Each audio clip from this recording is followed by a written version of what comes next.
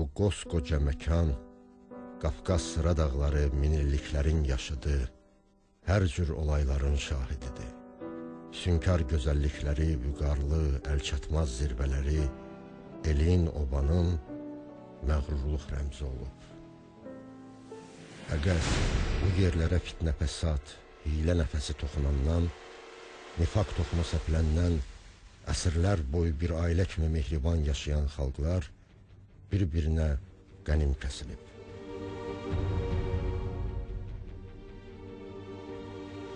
...2007-ci ilin yazında Azərbaycanın Quba şəhərində qazıntı zamanı təsadüfən aşkar olunan toplum məzarlıq, dünyada tarixi həqiqətləri dərk etməkdə müasir Azərbaycan gəncliyinin yaddaşlarına sanki bir işıq saçdı.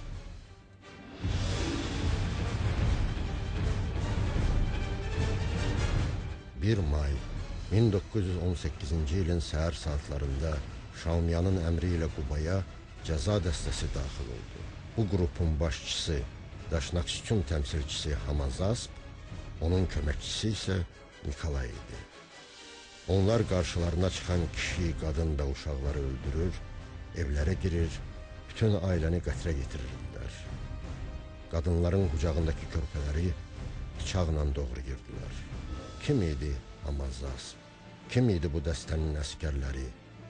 Anadoluda Rus ordusunun tərkibində türklərə qarşı vuruşan erməni hərbi birləşmələrinin bir hissəsi idi onlar. Arxaya çəkilən Rus ordusunun silahlarını ələ keçirmiş, Şaumyan tərəfindən Bakı neftinin pulları hesabına tutulmuş muzlu qatillər idi. Komissarları isə vaxtı ilə Van'da erməni Andranikin dəstəsində türklərə qarşı vuruşan, sonralar uzun illər Sovetlər İttifaqında yüksək dövlət vəzifələrində çalışmış Anastas Mikoyan idi. Göründüyü kimi keçmiş bir zamanla çoğulaşır bu qanlı faciənin tarixi. 1723-cü il sentyabrın 12-sində Rusiya-İran arasında bağlanmış müqaviləyə əsasən Gilan, Mazandaran, Astravad əyalətləri Bakı və Dərbənd şəhərləri Rusiyanın tabeliyinə keçdi. Noyabrın 10-da 1-ci Pyotr sözü gedən ərazilərdən köçürülüb gətirilən ermənilər üçün yer ayrılması haqqında fərman imzaladı. Fərmanın məğzini xristianlıq naminə erməni xalqını öz mərhəmətində saxlamaq və himayə etmək ideyası təşkil edirdi. 1726-cı il fevralın 22-sində İmperatriça 1-ci Yekaterina ermənilərin yüksək mərhəmətə və himayəyə layiq görülmələri haqqında fərman verdi. 1799-cu il iyunun 3-də İmperator 1-ci Pavel Qazax adlanan ərazidə erməni məliklərini və onların itaətində olan erməniləri məskunlaşdırmaqdan məhrum etməmək haqqında sərəncam verdi. 1813-cü il oktyabrın 12-də Rusiya ilə İran arasında Gülüstan müqaviləsi imzalandı. Müqavilənin tələbi ilə bir çox ərazilər Rusiyanın tərkibinə daxil edildi. O dövrdəki bağlanmış bütün müqavilələrdə olduğu kimi 1828-ci il fevralın 10-da Türkmənçayda imzalanmış sazişdə də xristian ermənilərə qayğı xüsusi yer almışdı. Həmin il martın 30-da Çar 1-ci Nikolay zəbt olunmuş ərazilərin erməni vilayəti adlandırılması barədə fərman imzaladı. Elə bu fərmanla da qədim əzəli Azərbaycan torpaqları Naxçıvan, İrəvan və Qarabağ erməni iddiasının qurbanına çevrildi. Təkcə 1829-cu ildə 8249 xristian ailəsinin İrəvan, Naxçıvan və Qarabağ əyalətlərinə köçürülməsinə xəzinədən 16.000 çervon və 400 gümüş manat xərclənmişdi. 1770 году İran и Turkiya уже понимали, Hələ 1770-ci ildə İran və Türkiyə bilirdilər ki, bufer dövlətsiz, Gürcüstansız yeni, böyük, güclü Rusiya imperiyasına qarşı dayanmaq çox çətin olacaq. Ona görə də İran və Türkiyə bu məsələ ilə bağlı Gürcüstanla nəzərdə tutulan dövlətin yaradılması üçün danışıqlar aparırdılar. Ancaq erməni məlikləri başa düşürdülər ki, İran və Türkiyə belə bir güclü dövlət yaradarsa, onların Qafqazda yeri olmayacaq. Variant образования нового сильного государства на Кавказе получится у Ирана и Турции, то места армянам уже на Кавказе не будет. Güney Qafqazda ermənilərin artıb törəməsi bilavasitə Rusiyanın İranla, sonra isə Türkiyə ilə apardıqları müharibələr nəticəsində buraya köçürdükləri əhalinin hesabını artmışdı. Belə ki, Rusiyanın əsas məqsədi burada, yəni erməniləri bura köçürtməkdə bundan ibarətdir ki, deməli, müsəlman ölkələri ilə Rusiya arasında, yəni ki, xristianlar arasında bir sədd yaratsın, bir forpost yaratsın. Və bu məqsədlə də onlar bu iş üçün həmişə hazır olan ermənilərdən çox məharətlə istifadə edilər.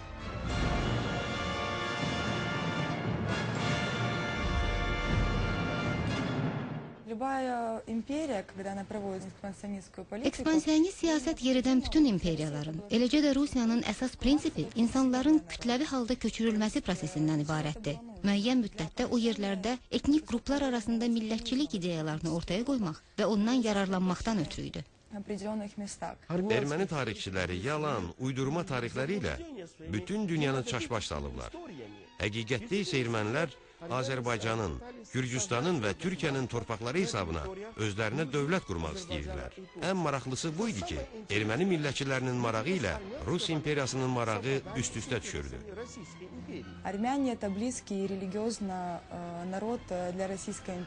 Ermənilərin dini məzhəbi Rus imperiyasına yaxındır. Qafqaza gəldikdə isə, burada əsasən müsəlmanlar yaşadığından, kütləvi halda köçürülən ermənilər bu regionda Rus imperiyasının forpost rolunu oynayırdı. Ona görə də Rusiyanın Qafqazda apardığı siyasət asan olurdu.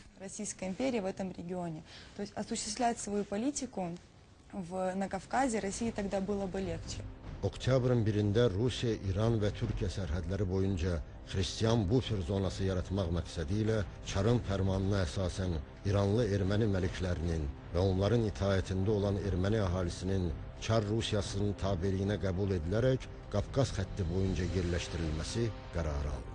Rus yazıçısı Səfir Qribayedovun ölümü də ermənilərin köçürülməsi üçün qurulmuş bir oyun idi.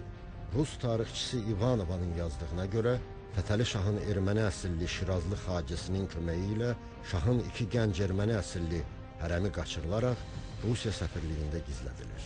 Bundan qəzəblənən din xadimləri ora hücum edərək Qribayedovu qətlə yetirirlər. İran dövləti Qribayedovun qan bahısı müqabilində dünyanın ən böyük brilyantını Rusiyaya göndərir. İrdələmək istədiyimiz tarix sadəcə 250 sənəlik bir tarixdir. Bu tarihe baktığımız zaman neden 200 senedir veya 250 seneye yakındır biz Ermenilerle aramıza mesafe girmiş diye düşündüğümüz zaman bakıyoruz ki Osmanlılar tüm ticareti Ermenilere vermişler.